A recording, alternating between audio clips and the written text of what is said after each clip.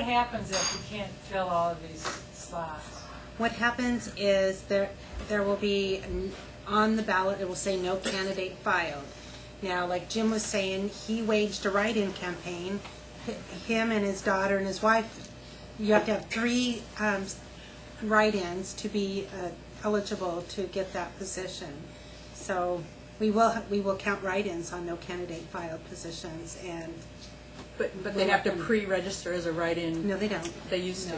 No, they they. don't anymore. What we do when they are written in, and it shows that they have won by at least 3 votes, then we look to make sure they're qualified. If they're not qualified, then we would look at the next highest person. But if there's nobody, there's nobody. There are some times where there are not enough write-ins and the position is left vacant, and then the existing board will appoint somebody. There are several cases right now, for instance, the Clatsop Soil Water Conservation District Board, where there's 2 members of that board who did not want to be in office. They're currently in office because no one filed for that position during the last election. You've had that happen in Wanacue.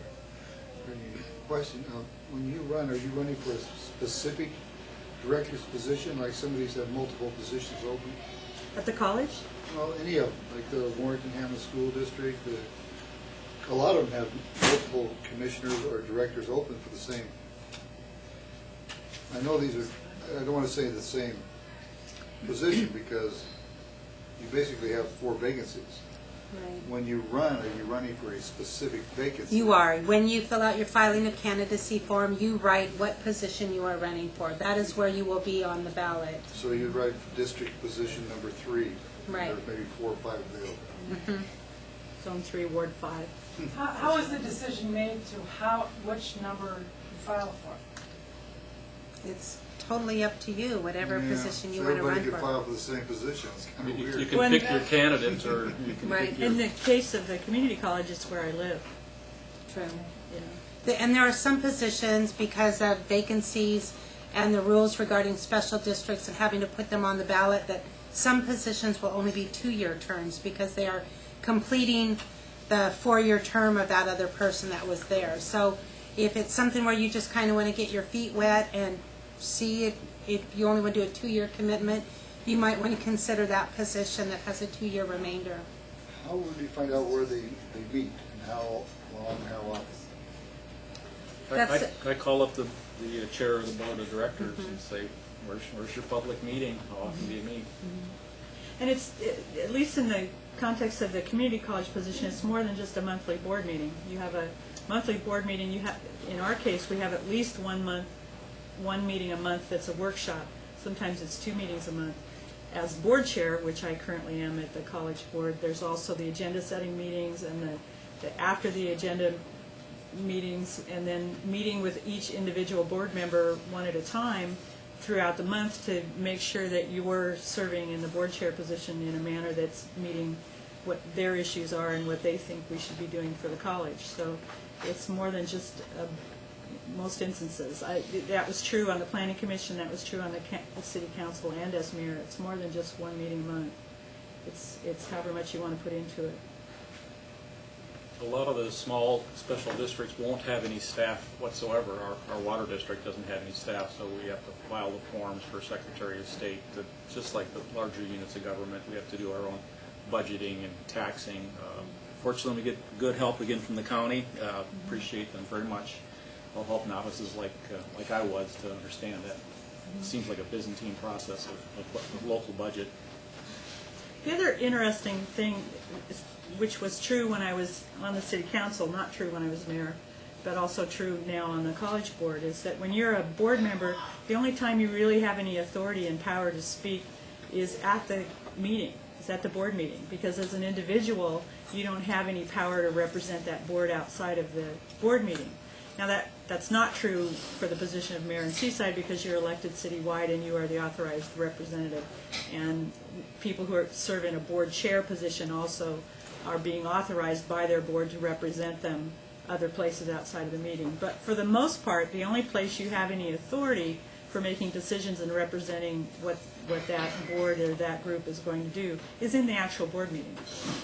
And for the college, the board meeting is a board meeting and a business meeting. So you're taking public input on issues, but you're also conducting the business of the college, and your fiscal responsibility is to pass the budget every year. That's probably the most important thing you do on the college board, is review and pass the budget.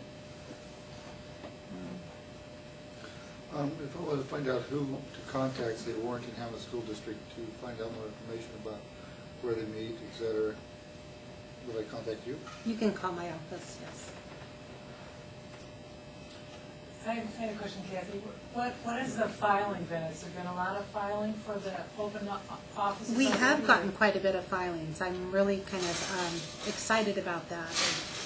We probably have about 25, 30 people so far that have filed. But it's only been open for about a week and a half, so that's pretty good. You're talking about the whole, all the way around? Yes, all the Company-wide. positions. And is there someplace on your website that you can tell who filed where? Is that, Yes, that's- you can go to our website, www.co.clatset.or.us, and then on the quick links, you'll see Clerk in Elections. Click on it, and then on the left-hand side of our homepage, you will see it'll say May 19, 2009 election. If you click on that, it will list all the candidates that have filed, and we update it every Friday. It will have their correspondence information, like Rosemary was saying, so if you wanted to contact them, along with phone numbers, and also other information like dates and such.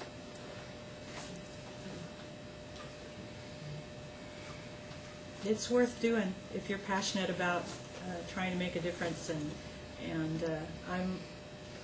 I feel the same way he does. Of the people, by the people, for the people. That would be us. Yeah. And if we don't do it, then no one will. Or someone for whom you think their position is extremely opposite of yours may step in and do it. So sometimes that is a motivation, but it's worth doing. I'm sorry. I talked to someone today and I said, "Have you thought about running?" You know, just kind of casual. She said, "Oh, I just have a GED. Don't you have to have a college degree to run?" And I said, "No, I don't think so. I mean, there's no limitations like that, right?" In fact, a lot of the requirements, you don't even have to be a citizen of the United States. By the Really? way. Right, that's right. You have to, for instance, own property or be a resident. Well, very few of them, I think, actually. I think the Water Control Board, I think you're right about that one. Just have to But most of them, be a you have to be a registered elector.